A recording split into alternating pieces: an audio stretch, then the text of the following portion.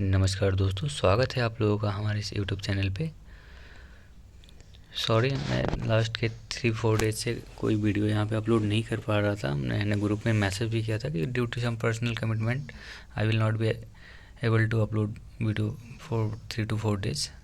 So I am resuming here for Nifty analysis and will try my best to upload here daily analysis in coming days.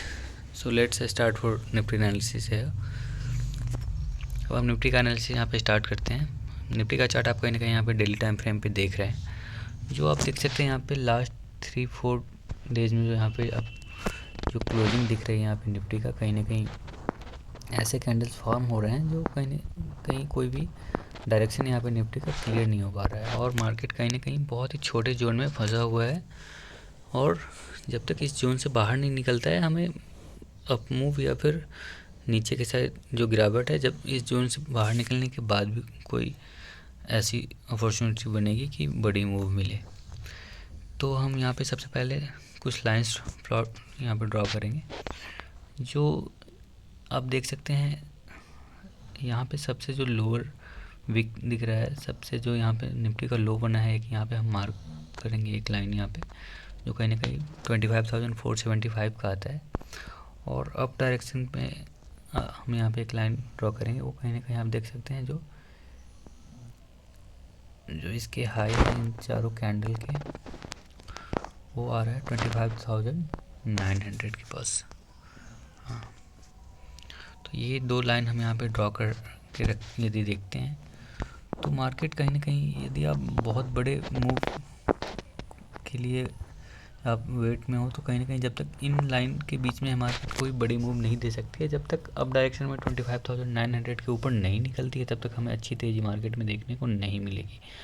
वहीं दूसरी तरफ यदि market में कभी भी यदि निफ्टी 25,475 के नीचे आती है तो फिर हमें यहाँ पे बहुत बड़ी गिरावट देखने को मिल सकती है आने वाले दिनों में। जो बहुत बड़ी गिरावट कहीं ना कहीं हम इस पॉइंट तक का देख सकते हैं, यानी वो आप देख सकते हैं। इसके बाद यदि मार्केट नीचे आती है तो बहुत तेज़ यहाँ पे गिरावट देखने को मिल सकती है, जो कहीं ना कहीं निफ्टी को 24,600 तक भी लेके आ सकती है। तो देखना होगा कि आने वाले दिनों में ये निफ्टी किस साइड में हमें ये ब्रेक डाउन करती है या फिर 25,900 के ऊपर निकलती है। आने वाले दिनों में हमें क्लोजली चेक करना होगा। अब आइए हम देखते हैं निफ्टी को 15 मिनट के टाइम फ्रेम पे कि हम कल कहाँ पे अपनी अपॉर्चुनिटी देख सकते हैं। तो 15 मिनट के टाइम फ्रेम पे यदि आप देखते हैं तो बिल्कुल जो आपका ये स्ट्रॉन्ग रेजिस्टेंस लेवल बना हुआ है 25,900 का। तो मार्केट जब तक इस पॉइंट के ऊपर नहीं जाती है तब तक हम कॉल की डायरेक्शन में अपना कोई पोजीशन प्लान नहीं करेंगे। रीज़न यही है कि आप देख सकते हैं बार बार इस पॉइंट से मार्केट में कहीं ना कहीं रिएक्शन आ रहा है और मार्केट वहाँ से फॉल दिखा देती है। तो जो हमारा अपसाइड में जो रेजिस्टेंस जोन होगा ये सेम होगा 25,900 का। वापस हम 15 मिनट के टाइम फ्रेम पे अपना एक छोटा सा यहाँ पे ट्रेंड लाइन ड्रॉ करेंगे।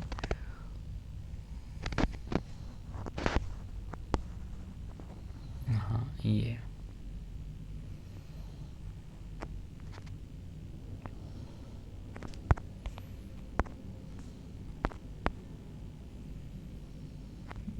इंट्राडे के लिए हम ये ट्रेंड लाइन ड्रॉ करके रखेंगे। और थोड़ा सा हमें देखना होगा कि कल मार्केट ओपन कहाँ होती है, ये बहुत ही क्लोजली वॉच करना होगा मार्केट की ओपनिंग। और एक लाइन हम यहाँ पे ड्रॉ करेंगे जो कहीं ना कहीं आप इस लेवल को यदि आप देखोगे तो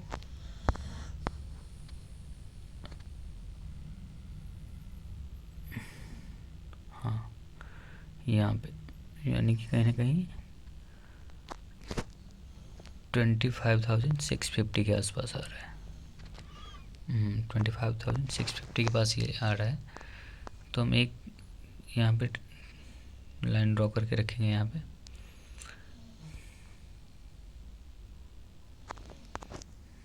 एग्जैक्टली ये 25,650 पे है। तो मार्केट यदि सपोज फ्लैट ओपन होती है और फ्लैट ओपन होने के बाद यदि इस लाइन के नीचे आती है, यानी कि 25,650 के नीचे आती है, तो फिर हम वहाँ पे एक पुट की डायरेक्शन में अपॉर्चुनिटी देख सकते हैं। जो हमारा 30 पॉइंट का एसएल रहेगा। और टारगेट हमारा जो होगा वो मिनिमम 1:1 और दूसरा है 1:2, यानी कि फर्स्ट टारगेट 30 पॉइंट और सेकंड टारगेट 60 पॉइंट का होगा।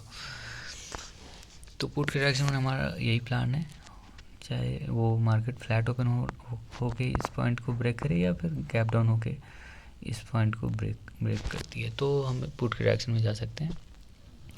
कॉल के डायरेक्शन में थोड़ा सा बहुत ज़्यादा ये जो हमारा रेजिस्टेंस जोन है वो कहीं ना कहीं काफ़ी दूर है। तो यदि मार्केट 25,700 पे क्लोजिंग दी है, मार्केट को कम से कम 200 पॉइंट जाना पड़ेगा इस पॉइंट तक पहुंचने के लिए। तो कॉल के डायरेक्शन में थोड़ा सा कल अवॉइड करना होगा, वेट करना पड़ेगा कि मार्केट आने वाले दिनों में कैसी क्लोजिंग दे रही है। तो यदि मार्केट ओपन होने के बाद यदि स्लो एंड स्टेडी ऊपर जा रही है तो फिर हम थोड़ा सा अवॉइड करेंगे मार्केट को, और मार्केट आवर्स में देखना होगा कि क्या प्राइस एक्शन बन रहा है।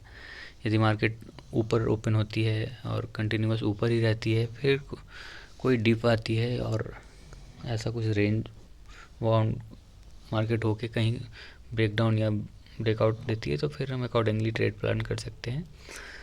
बट हमें वैसी कंडीशन में हमें प्राइस एक्शन को देखना पड़ेगा।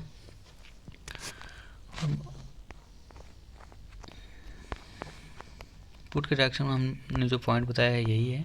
बाकी कॉल के डायरेक्शन में हम एग्रेसिवली तभी जा सकते हैं जब तक मार्केट 25,900 के ऊपर नहीं जाती है। उसके ऊपर जाने के बाद ही हम कोई भी अपना एग्रेसिवली हम कॉल के डायरेक्शन में जा सकते हैं। तो कल के लिए थोड़ा सा क्वांटिटी साइज कम रखें, और आप पुट के डायरेक्शन में यदि यहाँ पे आपको अपॉर्चुनिटी मिलती है तो वहाँ पे आप एक स्ट्रिक्ट एसएल के साथ अपना पोजीशन प्लान कर सकते हैं। तो कल के लिए यही हमारी एनालिसिस रहेगी। और यदि आने वाले दिनों में निफ्टी इस पॉइंट के नीचे भी आती है, 25,475 के नीचे आती है, तो फिर बहुत बड़ी गिरावट मार्केट में हमें देखने को मिल सकती है।